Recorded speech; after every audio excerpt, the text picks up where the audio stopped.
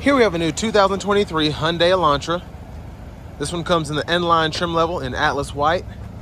And then we have black cloth and leather red interior. The powertrain consists of a 1.6 liter turbocharged 4-cylinder, putting out 201 horsepower. And then that's mated to a 7-speed dual clutch automatic transmission. And this is pretty much the baby end right here, but I'll tell you why I love it after a while. Coming around the front end here, we do get our LED daytime running lights, and then we have our halogen headlamps. But for the halogen headlamps, that should be an easy swap out if you want to get some aftermarket LED bulbs. Down here we have 18-inch alloy wheels. Love the look of that, especially how it goes with kind of the lower stance. And the side skirts, the spoiler, everything just looks super sporty. But we get passive keyless entry on the front two doors. Power mirror controls are here, pick a side and adjust with a dial. And then power door lock controls are here. One touch automatic up and down on the driver's side, rear window lock here, and then the rest of the power windows are just normal. Bottle holder there. This is the lane departure system. We can toggle that on and off. Brightness for the gauge cluster. Traction control. Pop that hood for later. Love the pedals. And then we have a manual tilt telescope steering wheel. And then here's our driver's seat with two-way power lumbar support. I love the N-line sport seats though. They look very, very nice. A huge shout out to Hyundai of Cool Springs for allowing me to review this car today. I'll leave a link below to it in the description. You all can pause anywhere you need to take a closer look at the window sticker options. But I mean, look at that fuel economy. 28 city, 36 highway, and less than 30 grand sticker price. That is pretty impressive.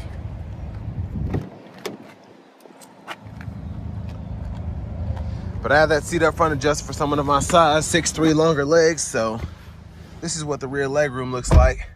And actually not terrible. I only have about half an inch to an inch of headroom, but still, for this to be a small car, especially a sport-oriented small car, not bad at all. I'm very intrigued that there are no seat back pockets here, but I wouldn't use them anyway. Then the center seat folds down. Cup holders there in the middle. And then grab handle here. We can hang one plastic hook, maybe two metal hooks on that small hanger hook there. But before we go to the back, let's go ahead and pop the gas cap.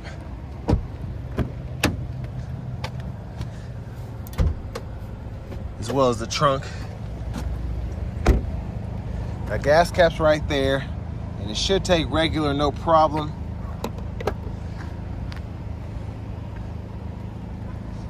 But let's check out this trunk space. And then pretty good storage in here. Might be hard to see with the glare, but we have the optional cargo net here, and then spare tire with wheel locks underneath.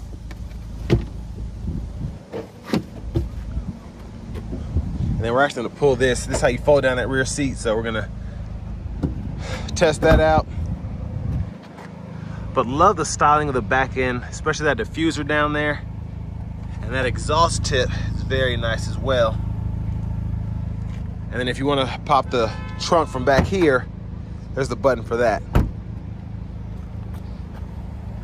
But I can't say enough about the styling of this N-line. Like I said, for that less than $30,000 price point, it's pretty impressive. And it's actually usable. As you can see, we can fold this whole back seat down, and then pretty easy to just pull it back up and lock it back into place.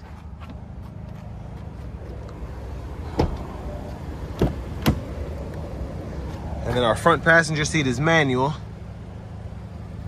So manual seat back, seat bottom.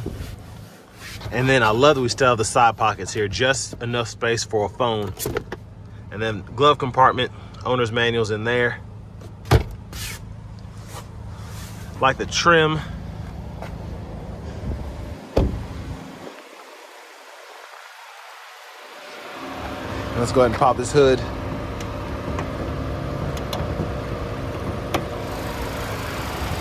And again, there's a 201 horsepower, 1.6 liter turbocharged 4-cylinder.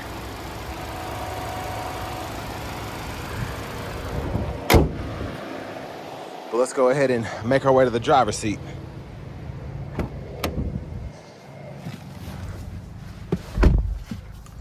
So I love this leather wrap sport inspired steering wheel, excuse me. It's just very nice. It looks fantastic, feels great. And I love how they integrated the paddle shifters there. Again, this is the N line, not the actual N. So this is a bargain in my opinion, but I'll get to that later. Just in terms of how it drives. But home page is here, navigation system's here, and we can type in destinations, it'll autofill for us, or we can use voice recognition, whether it's an address, a store, whatever it is. Then we do get Apple CarPlay, Android Auto compatibility, and then we have AM, FM, XM radio right here, and we can go between the bands right there.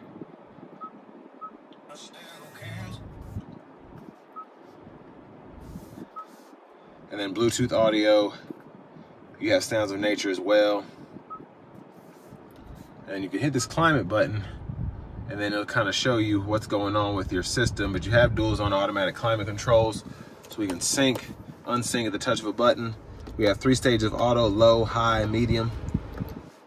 And you can cut the auto off by adjusting the fan speed, and you can control fan direction right here. And then we have 3-stage heated seats, and those buttons are down here. But right in here, that pretty much shows you where everything is, what's going on, and then the temperatures, and then you can just adjust how the recirculation of the air is. Hazards are here. We do have a volume knob. We can click it to mute, and then we have shortcuts for the nav, map, radio, media, and then we can set up our favorites here as well. So it can show you HD radio data, phone projection, driver assistant settings just by the touch of that button, or whatever you want to set that up to, which I like. And then settings in here, if you go to the general settings, you can go through your system info, language can be adjusted here, date and time can be adjusted, and then your units can be adjusted as well if you want to set those from kilometers to miles, Fahrenheit to Celsius, whatever, you can do that.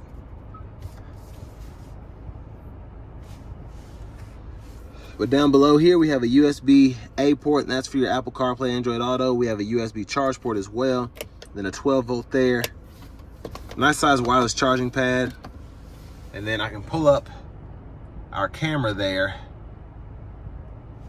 with just a touch of a button, or I can put it in reverse, and it'll show it with the guidelines, and those will follow you as you turn the steering wheel. Now for the shifter, pull the lever, reverse neutral drive, and you can come over here and manually shift from the shifter, or you can use the paddle shifters behind the steering wheel. And I love just how that's leather wrapped. That shifter looks so sporty and so nice. And there's our parking brake there. Cup holders are here.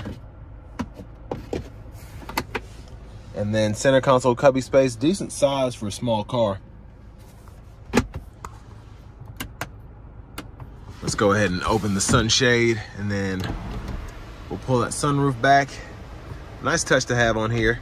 Hit it twice to get it all the way back, and then we can one touch close it, and then you can also tilt it as well.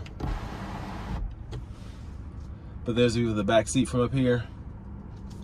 Can't talk today, excuse me. Now back to the steering wheel. The drive modes are actually over here, which is pretty neat. You can go through normal, sport, smart, and adjust all of those, and it'll tell you what mode you're in. In the gauge cluster, headlamp controls are here. That's low beams, and with the low beams on, you can toggle your high beams on and then turn them off that way and flash when they're not on. Then corners, auto, and then you have your high beam assist. So when you're in auto mode, you can toggle the auto high beams on and off, and then off there. And then to the right side of the steering wheel, we have our windshield wiper controls, one time, and then that's off, intermittent, low, high, and then we can adjust our intermittent wipers here, and then pull up for the front wiper fluid.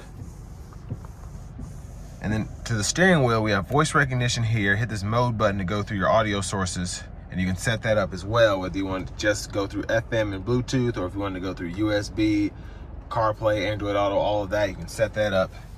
And then you can go through your radio station presets or track lists using this button, volume here, and then you can click that to mute, and then you have Bluetooth controls here. Right side, toggle your cruise control, and then you can go through your sub menus here.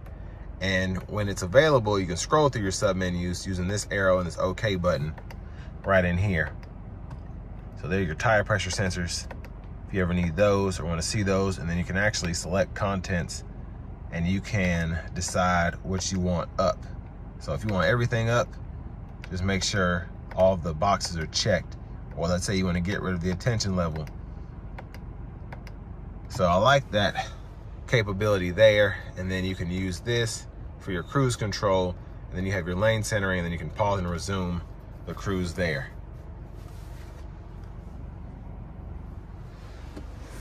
So there's our push button start. Finally, here's our key fob with remote start. And now to the fun part. Let's go ahead and take this Elantra N-Line out on the road for a quick test drive.